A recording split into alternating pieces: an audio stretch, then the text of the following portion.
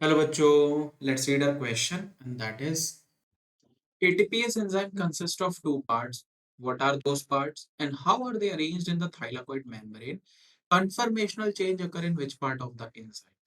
हमें ये बताना है कि हमें पता है कि ATPase एंजाइम में दो पार्ट्स होते हैं बट वो पार्ट्स क्या हैं? ये थाइलाकोइड मेम्ब्रेन में कैसे अरेंज है और कन्फर्मेशनल चेंज किस पार्ट में होता है इस enzyme? And for that what we are going to do is हम सबसे पहले इसका डायग्राम बनाते हैं then we will answer the question.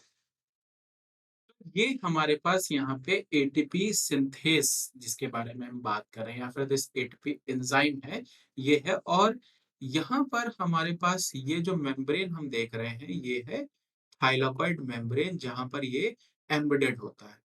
This is thylakoid membrane.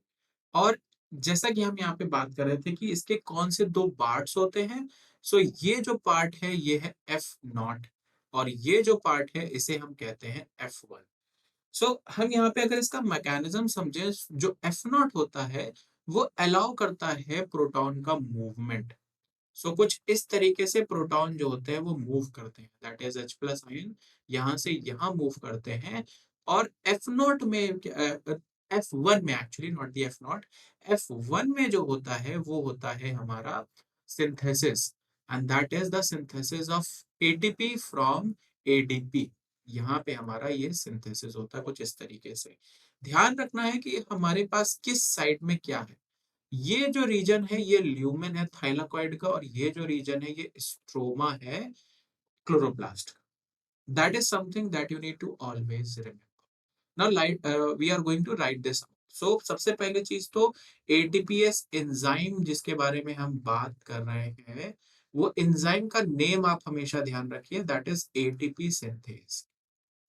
अब हम आते हैं इसके दो पार्ट्स के बारे में बात करने के लिए। तो इसके दो पार्ट्स क्या क्या हैं? एक है एफ नॉट और एक है एफ वन।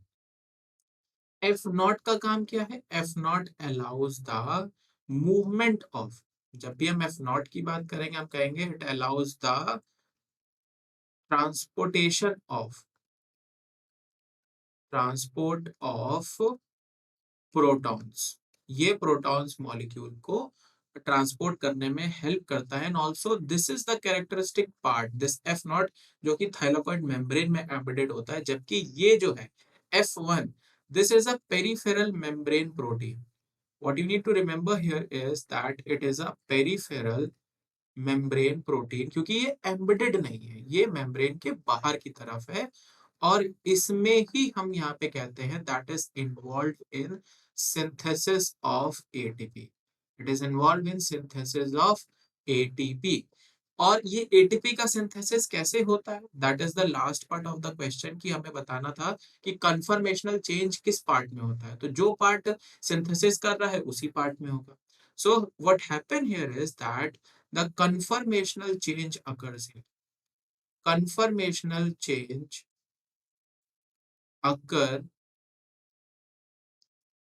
और इसकी वजह से क्या होता है, जैसे ही कन्फर्मेशनल चेंज होगा, और ऐसा क्यों होगा, क्यों कन्फर्मेशनल चेंज होगा, तो जैसे ये प्रोटॉन्स मूव करते हैं यहाँ से यहाँ की तरफ this will allow the generation of electromotive force जो कि यहाँ पे कन्फर्मेशनल चेंज लेकर आता है और जिसकी वजह से ये रिएक्शन कैटलाइज होती है दैट इज एडीपी जो है वो इनऑर्गेनिक फॉस्फेट के साथ रिएक्शन करके एटीपी बनाता है and this is the whole action, or we can say this is the whole mechanism of this ATPase enzyme, ATP synthase. I hope this will help you. Thank you.